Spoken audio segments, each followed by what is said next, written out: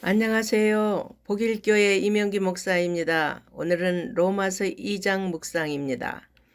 우리는 앞에 1장에서 이방인들의 죄악상을 살펴보았습니다. 그런데 바울 당시 유대인들은 이러한 이방인들의 죄악상을 보면서 마치 자신들은 그들과 다른 것처럼 이방인들을 판단하고 정죄하기를 일삼았습니다. 그러나 사실은 유대인들도 이방인들과 동일한 죄악들을 범하고 있었습니다. 그러므로 바울은 유대인들을 향해 그들도 자신들이 판단하고 정죄하는 것으로 동일하게 판단과 정죄를 받을 것이라고 경고합니다.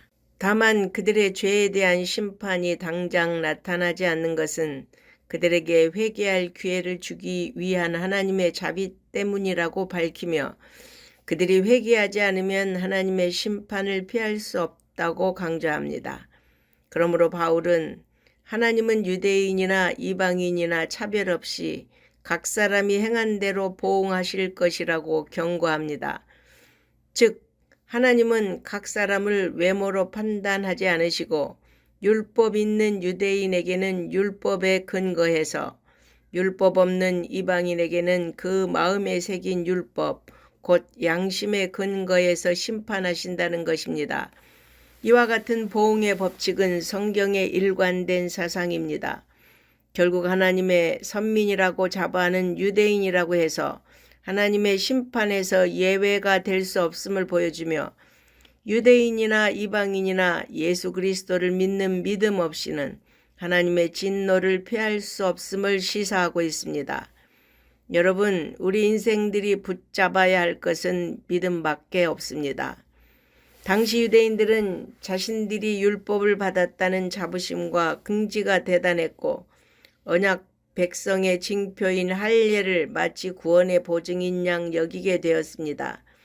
그들은 율법을 가르치면서도 정작 자신들은 율법을 지키지 않는 위선자들이 되었고 그로 인해 하나님의 이름이 이방인 가운데서 욕되게 하였습니다.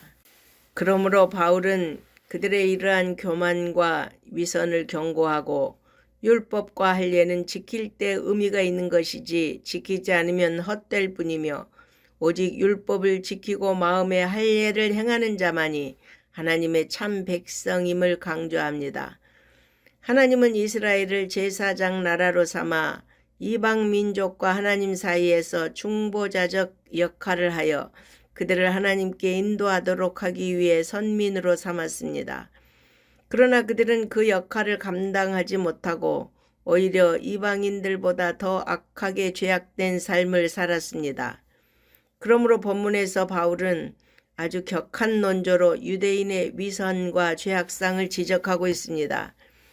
이러한 지적을 당하고 가슴 아프지 않을 사람이 어디 있겠습니까?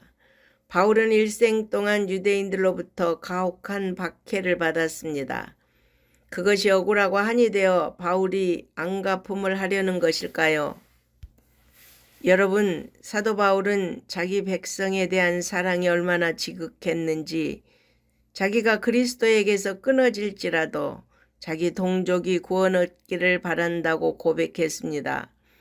그래서 사도 바울은 자기 민족을 너무 사랑했기 때문에 자신도 아프고 유대인들도 아프지만 강하게 책망을 한 것입니다.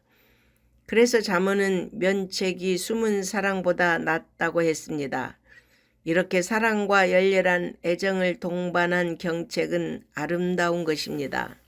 우리에게도 바울과 같이 이웃과 민족을 위한 주님의 참된 사랑이 가득하기를 소망합니다.